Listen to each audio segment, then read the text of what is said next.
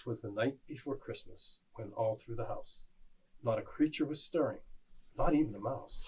The stockings were hung by the chimney with care, in hopes that St. Nicholas soon would be there.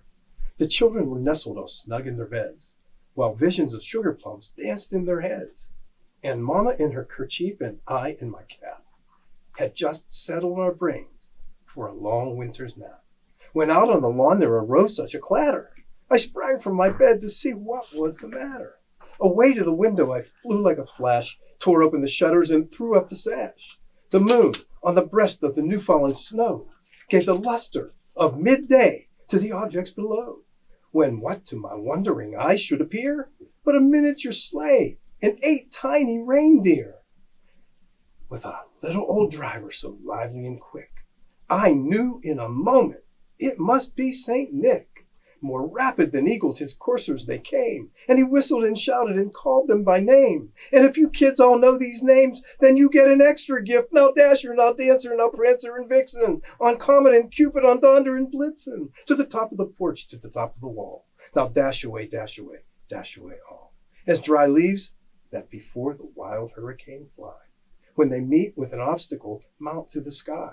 So up to the housetop the coursers they flew, with the sleigh full of toys and St. Nicholas too. And then in a twinkling I heard on the roof the prancing and pawing of each little hoof. As I drew in my head and was turning around, down the chimney St. Nicholas came with a bound. He was dressed all in fur from his head to his foot, and his clothes, yes, they were all tarnished with ashes and soot. A bundle of toys he had flung on his back, and he looked like a peddler just opening his pack. His eyes, how they twinkled, his dimples, how merry. His cheeks were like roses, his nose like a cherry. His droll little mouth was drawn up like a bow, and the beard of his chin was as white as the snow. The stump of a pipe he held tight in his teeth, and the smoke, it encircled his head like a wreath. He had a broad face and a little round belly that shook when he laughed like a bowl full of jelly. He was chubby and plump, a right jolly old elf, and I laughed when I saw him in spite of myself. A wink of his eye and a twist of his head soon gave me to know I had nothing to dread.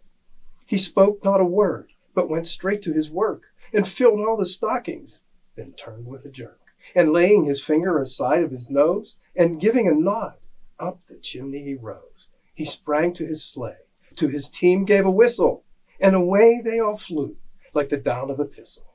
But I heard him exclaim ere he drove out of sight, "Happy Christmas to all, and to all a good night."